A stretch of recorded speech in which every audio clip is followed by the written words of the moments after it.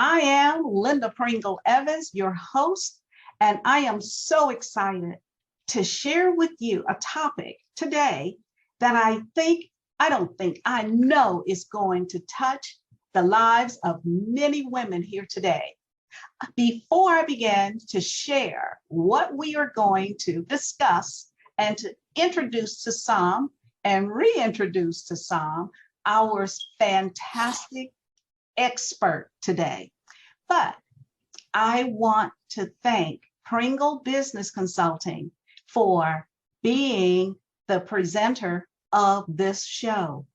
Pringle serves entrepreneurs, service-based professionals, small, medium enterprises to turn their reputation into revenue through branding, marketing, PR consulting, so that you stand out as an influencer in your industry. Now, let's get to the matter at hand. I am excited, so excited. As the Pointer Sisters, the song back in the day was, I'm so excited. And that's what I am today. I am excited about this particular topic. Our topic today is, what's eating your money? What's eating your money? And the expert who is here today is the one and only WomeNomic financial fitness diva, Ms. Michele von Hoven. Now, let me tell you a little bit about Michele. Michele is a retirement income certified professional. She's a certified financial planner, financial fiduciary, registered investment advisor, Louisiana civil law notary, and a certified money mentor. She is president and founder of Be Fit Financially LLC, a holistic financial and wealth management firm. And she's also the founder of the Women's Financial Solution Network. She is creator of the Be Fit Financially system, the Women's Ultimate Guide to the Financially Savvy and Significant to Live Well Now and to Retire Well. Now, she has an upcoming book, and the book is To Be Fit Financially, the system, and the name is The Women's Ultimate Guide to the Financially Savvy and Significant to Live Well Now and in Retirement. Let me give you a little bit more information about Michele before I bring her on. She has been transforming lives and turning people's decisions. Please let me just say this. I had an eye appointment earlier today, so I am having some difficulty seeing, so I apologize as I am sharing information about Michele and reading, so please excuse me. All right, let me start here again. She has been transforming lives and turning people's dreams and goals into reality for over 30 years. Michele is an award-winning and best-selling author of the book, Ignite Your Life to Wealth, Health, and Success, which she co-authored with Brian Tracy and was named as America's premier expert and thought leader for her commitment to empowering women with her savvy financial strategies and wealth management. Combining financial savvy and her passion for financial empowerment, Michele guides women to bridge the financial literacy gaps without bias, judgment, or jargon, with clarity, integrity, and real results. Michele helps professionals, clinicians, business owners, pre-retirees, and retirees make what an implemented financial decision through life's foundations, through life's transitions. Whether it's You know what? I'm going to stop vouching of her information because I do apologize for not being able to read and see as well. But let me say this.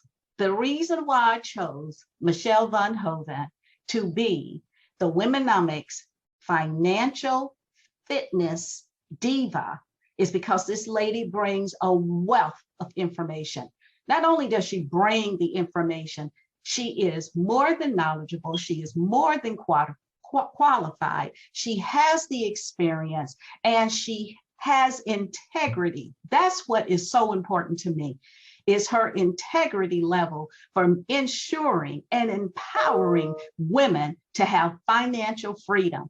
And that is why she is here today, so we can discuss what's eating your money. Welcome, Michele. Thank you, Linda. You did great. I love what, I think it's even better sometimes off the cuff, you know, when you can just speak from your heart, right? And that's, yes. And I appreciate you. Thank you for having me here and being part of WomeNomics.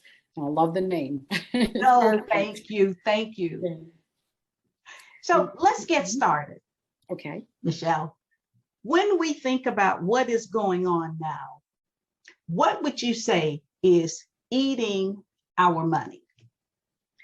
Well, you know, the reason, like I like to say, what's eating your money is because there are a lot of things eating our money. The biggest thing right now is inflation.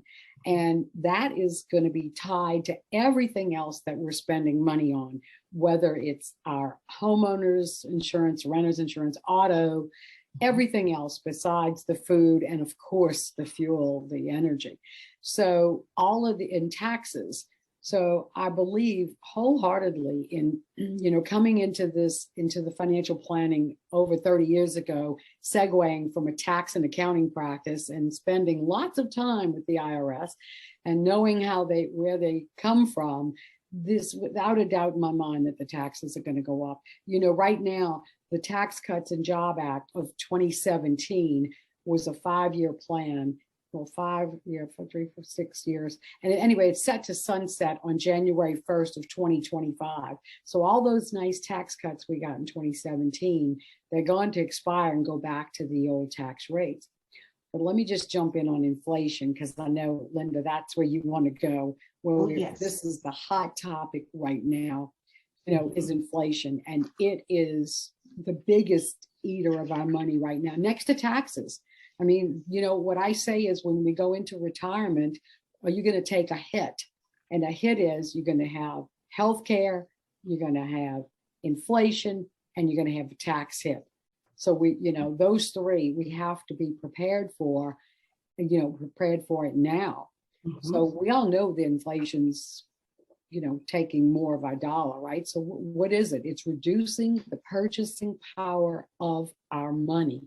The same dollar you used yesterday is not going to buy you the same goods and services tomorrow. So if you go to a fast food restaurant, you buy $1 coffee or soda, you know, that, and is a 15% inflation rate. Now that dollar soda is going to cost you $1.15. Now, so, Michele, can I just share something with you? Please. I was at one of the grocery chains this week to purchase a canister of coffee. And what I had paid in the past was like $6.79 for this same canister, nothing different. This week, it is now $10.79. And bacon, I was going to purchase it because that's what my husband liked, not turkey bacon, but bacon. Again, $11 for a pound of bacon. And the gasoline here in our community is ranging around $4.49 per gallon. So ladies, she's absolutely right about our purchasing power and what is changing, what has changed, and what is to come, because these prices may continue to soar. Am I right, Michele? Oh, absolutely. I believe they are going to continue to soar. And, you know, when you look at the consumer price index, that's the the monitor that they gauge rather the, inflation from month to month or year to year. And it was at 8.4%. But when you look at that 8.4%, it's an average. But if you go to get an airline ticket right now, airline prices up 33%. Why? Because of the fuel. They have to buy jet grade A fuel, and that price is up as well. It's like you're talking about the bacon. Commodities are up. I mean, this is having a chain reaction effect on everything we need. Besides, forget about what you want, or That's desire. right. So it's coming in closer. The dragon is breathing. The fire is bigger on this one. And, we're in this stage right now of inflation increasing. And I believe we really are going close to the next stage, which is hyperinflation, which is double digits. So double digit is what we had in the mid 70s to the 80s. The inflation was 10 to 15, 16%. I can't predict what we're going to go to, but I do believe, and in some things we're already there. Like I said, the ticket's 33%, fuel is up 35%. I'm sure if you check the price on that bacon, you probably paid $4 for it a year ago, a pound of bacon, and now you're paying 11. So that's almost 3 times the amount. So there are certain areas. So the CPI is just an average, and so they juggle it. And if you go to the Bureau of Labor Statistics and look at this, they juggle what they include in there, and it's sometimes mind-boggling. So, but we know the reality. This time, you can't just say the numbers are what they are. So what you'd have to do is you have to get a hedge against this inflation. And that's the biggest trick right now. So if we go to, so let me just finish, we go to hyperinflation, then hopefully it will start to come down, which would be disinflation. But then we may have some stagflation. And that means, if we have a slow economic growth and then maybe a higher unemployment. And then if we have an economic stagflation, it might mean that there's still one sector that's going to remain high. And I do believe that is going to be the oil sector. I'm hearing talk on the street that the oil barrel is not going to be going down. It's going to stay higher. So we're expected to continue to pay the higher prices, on this, for a while to come. So that's just going to take more money out of our pocket.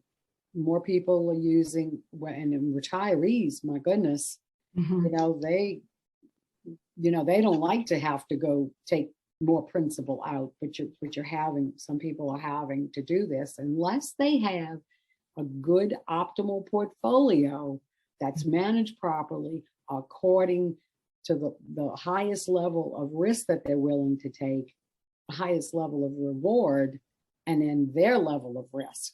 And that has to be balanced. You've got to balance your level of return that you want with your level of risk. Not your neighbors, not your brother or sisters, yours. And that's critical, I believe, to help us, shore this up a bit, to help us feel that we have some control. So you do have control of your own assets.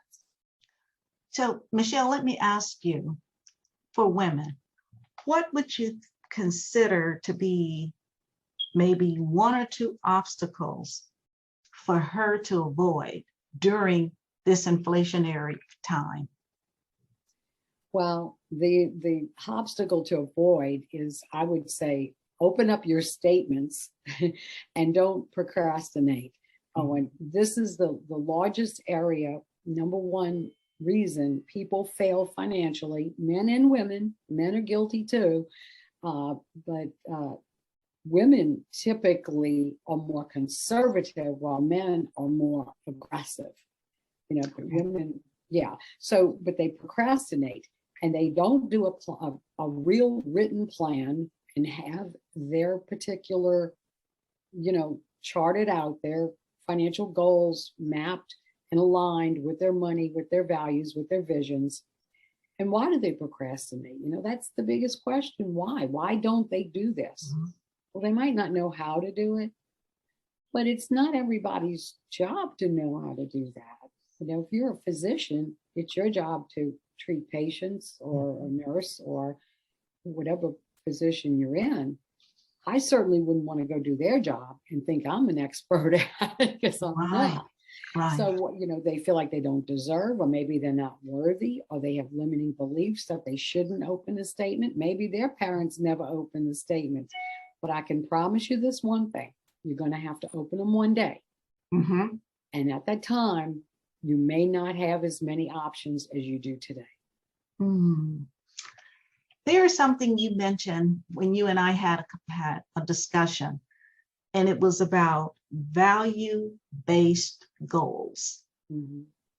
Would you explain that to our audience exactly when it comes to your financial plan?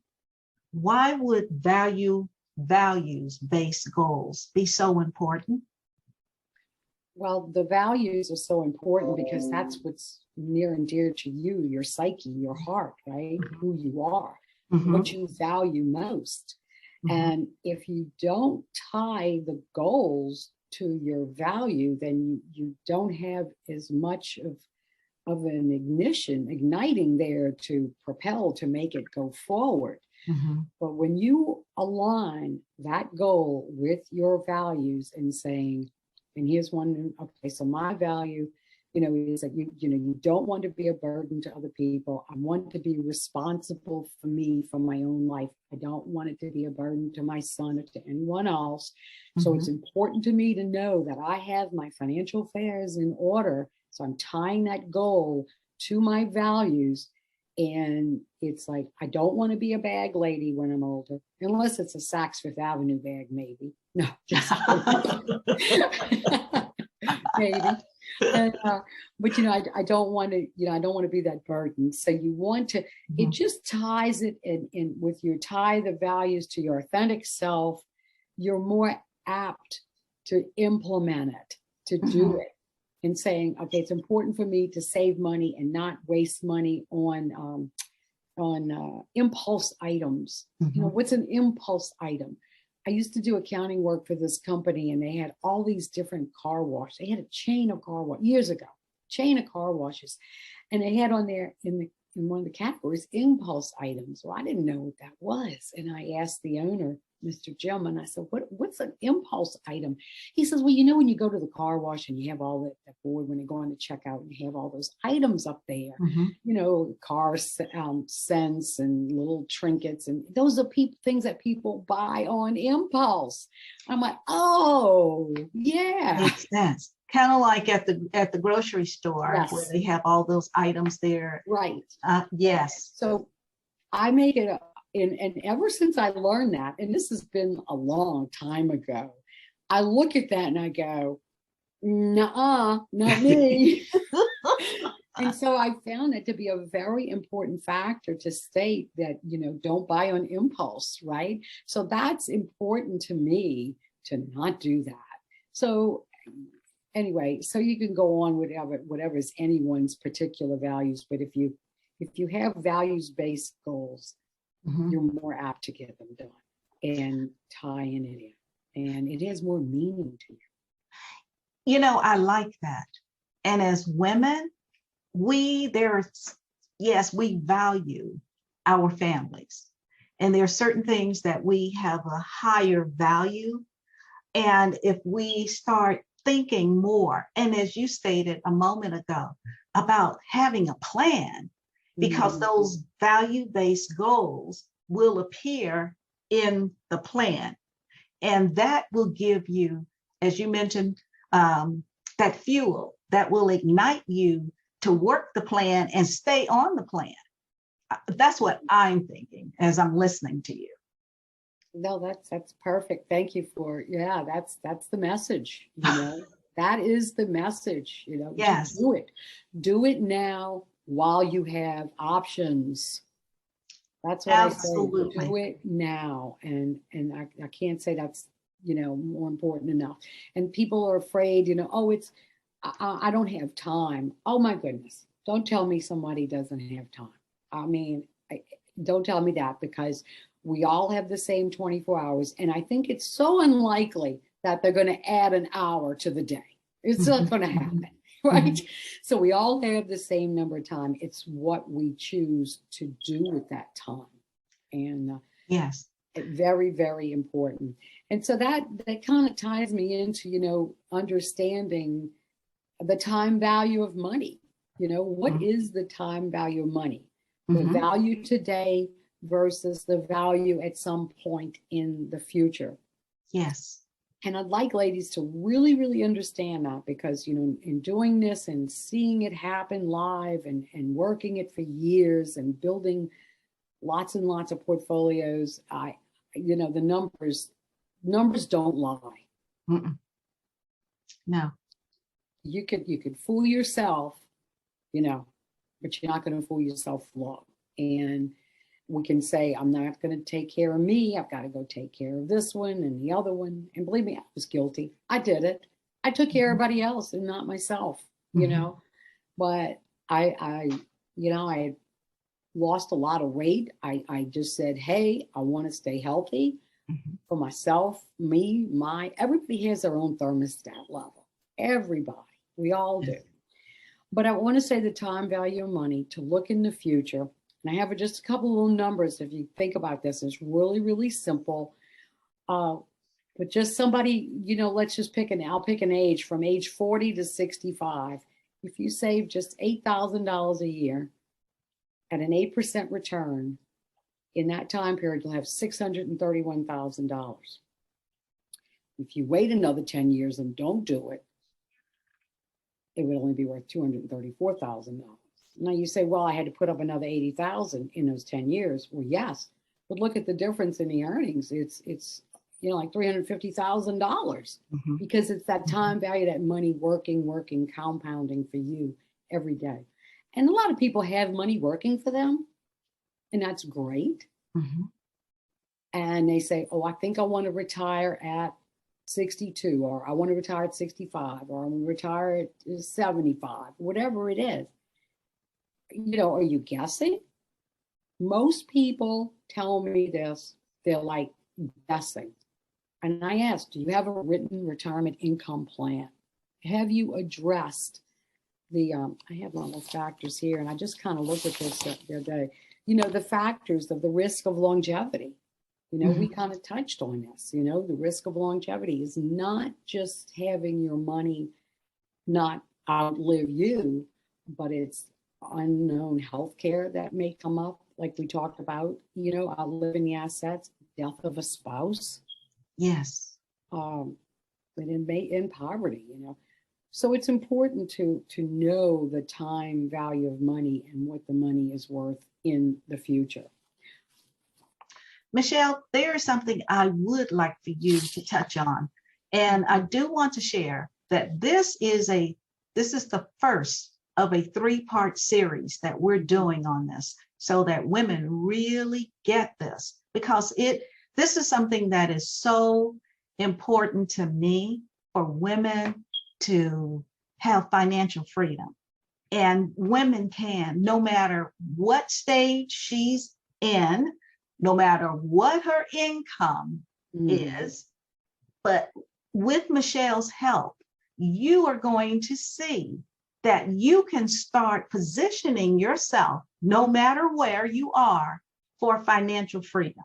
So, Michele, you mentioned to me about the rule of 72. Do you mind sharing that while we have a little time left? Sure. Yeah. Real quickly. I'm gonna, if you don't mind, if I just mention something else real quick. Sure. Tied to the inflation.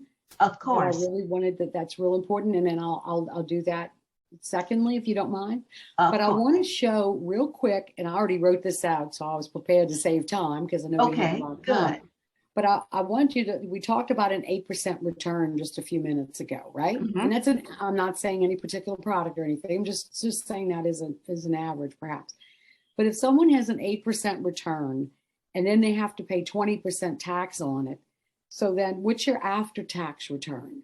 So I have it here, you know, if you can see it, and it's 6.4%. So Yes. 6.4% after tax return.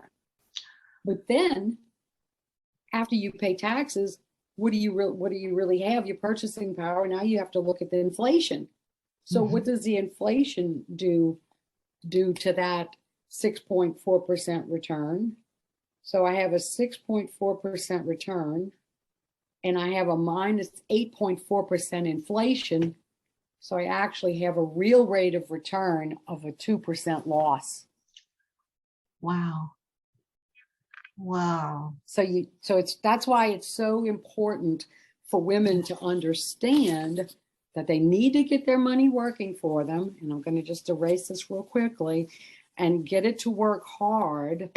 And we'll talk about the rule of 72, which is it's a shortcut for determining how long it takes, number of years for an investment to double.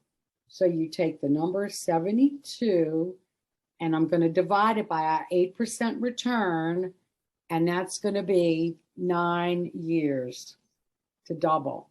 So every 9 years, pardon my writing, it's not that great here, but that's every fine. 9 years, that's what it would take. Now, if you're getting 4% into the 72, that's 18 years. So Wow. what if you're getting only 2%? People in banks aren't even getting 2%, right? If you've got money sitting in CDs, you're probably not even getting 2%, I can guarantee it. So what is that? 36 years. 36 years to double your money in a bank. Bank's doing you a favor. So that, you know, these couple of just few little items, I want to stress the importance as to why we need to have some equities. And I know they went down a lot yesterday. Some did. You know, it just depends on what you're in and how you're positioned. And that's why it's so important to have an optimal portfolio designed specifically for you.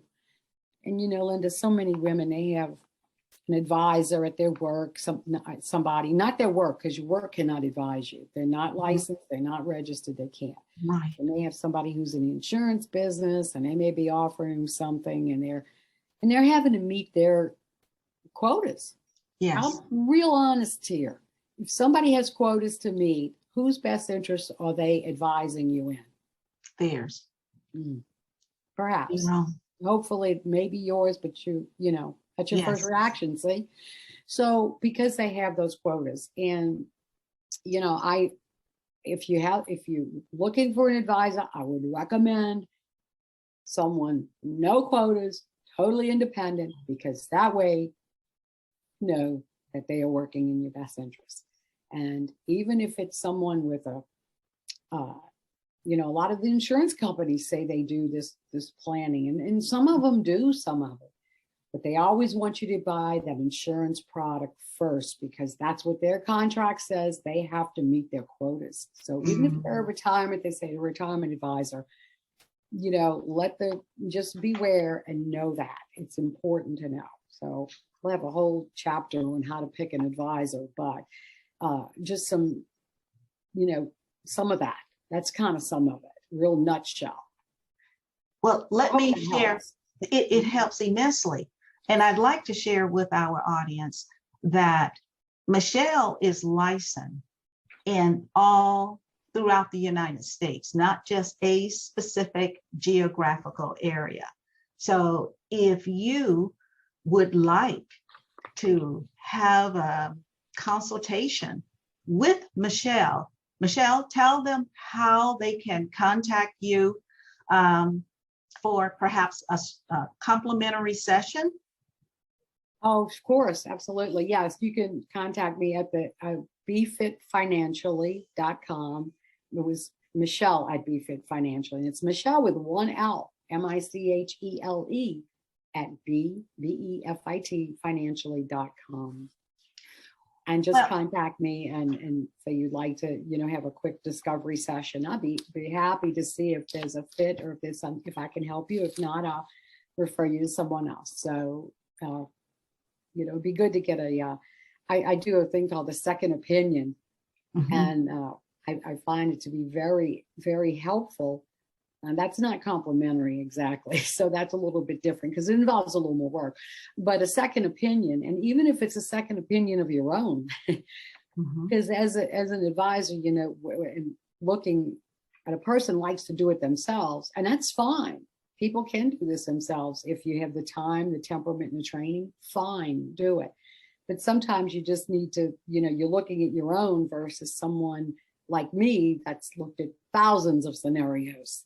And so you can pinpoint and save that time, because if you're making, 200,000 a year and you're whatever that amounts to, and I'll do that next time and show the timetable of what that hour is worth.